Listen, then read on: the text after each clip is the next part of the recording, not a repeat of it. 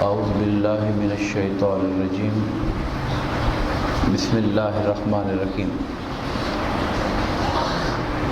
حضور نبی کریم صلی اللہ علیہ وآلہ وسلم کی سیرت طیبہ کے حوالے سے گزشتہ جو آخری درس تھا، میں نے اس میں گزارش کی تھی کہ ہم جو السابقون الاولون ہیں، سب سے پہلے اسلام قبول کرنے والے جو خوش نصیب لوگ ہیں، جنہوں نے آگے بڑھ کر حضور نبی کریم علیہ الصلاۃ والسلام کی دعوت کو قبول کیا، ان چنیدہ افراد کی شخصیات کے حوالے سے بھی ہم تھوڑی تھوڑی گفتگو کریں گے۔ 3 شخصیات کا ذکر تو ہو چکا، حضرت سیدہ خدیجہ رضی اللہ تعالی عنہ، حضرت ابوبکر صدیق رضی اللہ تعالی عنہ، حضرت سیدنا علی کرم اللہ وجہ الکریم۔ ان کے علاوہ آگے جن شخصیات کا ہم ذکر کر رہے ہیں، اس میں اس بات کا تو قطعی طور پر یقین مجھے کتابوں سے نہیں ہو سکا کہ پہلے کون تھا یا بعد میں کون تھا، مگر بہرحال ابتدائی لوگوں میں یہ لوگ شامل تھے۔ حضرت عثمان بن عفان رضی اللہ تعالیٰ عنہ، جو ہمارے تیسرے خلیفہ راشد اور جن کو ذو النورین ہونے کا شرف حاصل ہے۔ ذو النورین کا لقب ان کو اس لیے ملا کہ حضور نبی کریم علیہ الصلاۃ والسلام نے یکے بعد دیگرے اپنی 2 صاحبزادیاں ان کے نکاح میں دیں، اور انبیاء کی تاریخ میں کسی فرد کو یہ اعزاز حاصل نہیں ہوا کہ ایک نبی کی 2 بیٹیاں اس کے نکاح کے اندر رہی ہوں۔ یہ ان کو شرف حاصل تھا، اور آپ وہ خوش نصیب تھے جنہیں ان کی زندگی کے اندر حضور نبی کریم علیہ الصلاۃ والسلام نے جنتی ہونے کی خوشخبری عطا فرما دی تھی۔ وہ 10 لوگ، 10 کو عربی میں عشرہ کہتے ہیں اور مبشرہ کہتے ہیں جن کو خوشخبری دے دی جائے، اس لیے کہتے ہیں عشرہ مبشرہ۔ وہ 10 جنہیں زندگی میں جنت کی خوشخبری دے دی گئی، ان میں عثمان غنی بھی شامل ہیں۔ اور اس پر کوئی تبصرہ کرنے کی ضرورت نہیں ہے کہ دین اسلام کی مالی طور پر جو خدمت عثمان غنی نے کی، اتنا کسی اور کے کم ہی حصے میں آئی ہے۔ یعنی جب کبھی بھی حضور نبی کریم صلی اللہ علیہ وسلم نے کسی مرحلے پر مال خرچ کرنے کے حوالے سے آپ نے لوگوں سے مطالبہ کیا اور لوگوں کے سامنے بات رکھی کہ فلاں مسئلہ ہے، اس کے لیے مال چاہیے، تو سب سے زیادہ مال جس شخص کی طرف سے آتا تھا اس کا نام عثمان غنی رضی اللہ تعالیٰ عنہ تھا۔ ایک اور شخصیت جو اولین اسلام لانے والوں میں شامل ہیں، وہ حضرت زبیر بن العوام ہیں۔ یہ نام ہمیں یاد رکھنے چاہیے، اس لیے کہ یہ حضور نبی کریم کی پہلی ٹیم ہے۔ یہ وہ لوگ ہیں جنہوں نے آقا کی دعوت پر سب سے پہلے لبیک کہا، اور مکہ کے 13 سال ہوں یا مدینہ منورہ کے 10 سال، انہوں نے ہر مشکل کو برداشت کیا اور دین اسلام کے درخت کو طاقتور کیا کہ آج اس کی چھاؤں 1400 سال کے بعد بھی ہمیں نصیب ہے۔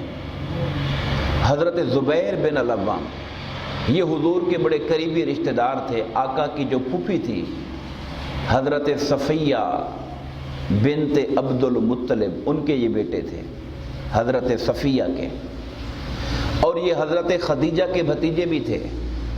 حضرت جو عوام ہیں وہ حضرت خدیجہ کے بھائی تھے، یہ ان کے بیٹے تھے، زبیر بن عوام حضرت خدیجہ کے بھتیجے تھے، اور حضور نبی کریم علیہ الصلاۃ والسلام کی پھوپھی حضرت صفیہ کے بیٹے تھے۔ اور مزید یہ کہ بعد میں حضرت ابوبکر صدیق رضی اللہ تعالی عنہ کے یہ داماد بھی بنے، جیسے حضور بھی داماد تھے۔ حضرت عائشہ حضور کے گھر میں تھی، اور حضرت عائشہ کی ایک بہن تھی حضرت اسما رضی اللہ تعالی عنہ، وہ ان کے گھر میں تھی، اور ان کے بیٹے تھے عبداللہ بن زبیر، جنہوں نے یزید کے مقابلے میں ٹکر لی تھی، کھڑے ہوئے تھے، اور مکہ اور مدینہ کے اندر انہوں نے اپنی حکومت کا اعلان کیا تھا۔ یہ ہے وہ خاندان حضرت عبداللہ بن زبیر رضی اللہ تعالیٰ عنہ کا، اور یہ بھی ان لوگوں میں سے ہیں جنہیں حضرت علی رضی اللہ تعالیٰ عنہ نے اپنے جب ان پر حملہ ہوا تھا تو انہوں نے ایک 6 رکنی کمیٹی بنائی تھی کہ میرے بعد ان 6 میں سے کسی ایک کو خلیفہ بنا لینا، ان میں ایک حضرت زبیر بھی تھے۔ تیسری شخصیت جس کا ذکر کرنا چاہوں گا وہ حضرت عبد الرحمن بن عوف ہیں رضی اللہ تعالیٰ عنہ۔ یہ بھی ان خوش نصیب لوگوں میں سے ہیں جنہیں حضرت عمر فاروق نے 6 رکنی کمیٹی میں شامل کیا تھا۔ وہ 6 رکنی کو ذہن میں رکھیے کہ جب آپ پر حملہ ہوا اور آپ کی شہادت کا وقت قریب آیا تو آپ نے 6 بندوں کی کمیٹی بنا دی اور کہہ دیا کہ ان 6 میں سے کسی ایک کو میرے بعد اپنا خلیفہ بنا لینا۔ ظاہر ہے کہ وہ 6 کوئی عام لوگ تو نہیں ہوں گے نا، اسلام کے سب سے زیادہ معتبر قسم کے لوگ ہوں گے وہ، جن کو عمر فاروق نے نامزد کر دیا تھا کہ ان 6 میں سے کسی ایک کو بنا لینا۔ تو ان 6 کے اندر عبد الرحمن بن عوف رضی اللہ تعالیٰ عنہ بھی شامل تھے۔ آپ نے حبشہ کی طرف بھی ہجرت کی تھی، پھر آپ نے مدینہ طیبہ کی طرف ہجرت کی تھی، اور جس طرح عثمان غنی رضی اللہ تعالیٰ عنہ مالی اعتبار سے بڑے مضبوط تاجر تھے اور خرچ کرنے والے تھے، عبد الرحمن بن عوف مالی اعتبار سے ان سے بھی تگڑے تاجر تھے۔ میں ایک دفعہ حیران ہوا، میں تھوڑی کیلکولیشن اور حساب و کتاب میں لگ گیا۔ آپ کی 4 بیویاں تھیں تو چوتھی بیوی کو آپ کے مرنے کے بعد جو ترکہ ملا، چوتھی بیوی کے حصے میں، اس کو میں نے پاکستانی روپوں میں جب کیلکولیٹ کیا تو وہ 2 کروڑ روپیہ بنتا تھا۔ چوتھی بیوی کو جو ترکہ میں، آپ اندازہ کریں کہ اس زمانے کے اندر بھی اللہ پاک نے مسلمانوں کو اتنی بڑی دولت دی تھی، اور یہ ان تاجروں میں سے تھے جنہوں نے اپنی امپائر کھڑی کی ہوئی تھی اور دنیا بھر میں ان کا کاروبار تھا، امپورٹ ایکسپورٹ کا، اور ان کا بزنس چلا کرتا تھا۔ اور یہ وہ لوگ تھے جو اپنا مال جب اسلام کو ضرورت پڑتی تھی تو بے دریغ لٹایا کرتے تھے۔ چوتھی شخصیت جس کا ذکر کروں گا وہ حضرت سعد بن ابی وقاص رضی اللہ تعالیٰ عنہ ہیں۔ آپ بھی 10 مبشرہ میں سے ہیں، حضور نے زندگی میں ان کو جنتی ہونے کا ان کا اعلان کر دیا تھا۔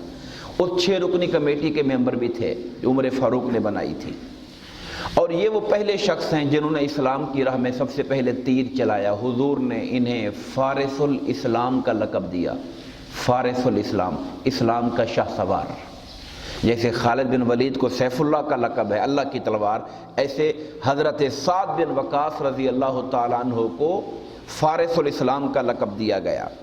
اور آپ ہی وہ شخص ہیں کہ جب ایران فتح ہوا تو جو فوج حملہ کر رہی تھی اس کے کمانڈر حضرت سعد بن وقاص تھے۔ ان کی نگرانی میں ایران پہ حملہ ہوا تھا اور ایران فتح ہوا تھا۔ اور اپنی گفتگو ختم کروں گا اس واقعے پر کہ جب یہ مسلمان ہوئے، جن کا ہم نے پیچھے بھی ذکر کیا، یہ سب لوگ جب مسلمان ہوئے انہیں اپنے خاندانوں سے مزاحمت پڑی، ان کی مخالفت ہوئی، مگر اس مخالفت کے باوجود بھی انہوں نے دین کو سب سے پہلے رکھا، رشتہ داریوں کو پیچھے رکھا اور دین پر ڈٹ کر کھڑے ہو گئے۔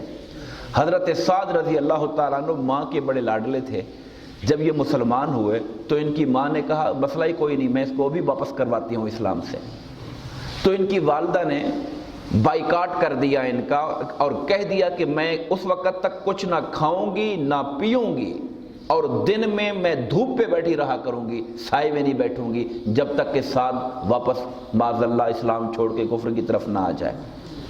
ایک دن گزر گیا، دوسرا دن گزر گیا، تیسرا دن گزر گیا، اور وہ جو خاتون ان کی والدہ تھیں واقعتاً کچھ نہیں کھا پی رہی تھی، کمزور ہوتی گئی کمزور ہوتی گئی، اور وہ لوگوں سے یہ کہہ رہی تھی کہ اس حال میں بھوک ہڑتال میں اگر میں مر گئی تو ساری دنیا کہے گی کہ سعد اپنی ماں کا قاتل ہے، اس کی وجہ سے ماں مر گئی ہے اس کی۔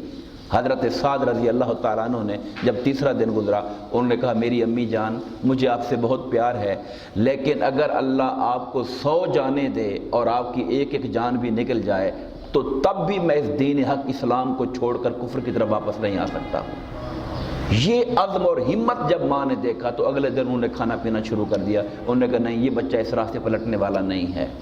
یہ اسلام پر ثابت قدمی تھی جو ان لوگوں نے دکھائی، اور آج 1400 سال کے بعد بھی ہم ان کے ناموں کو عزت اور احترام کے ساتھ بیٹھے پڑھ رہے ہیں۔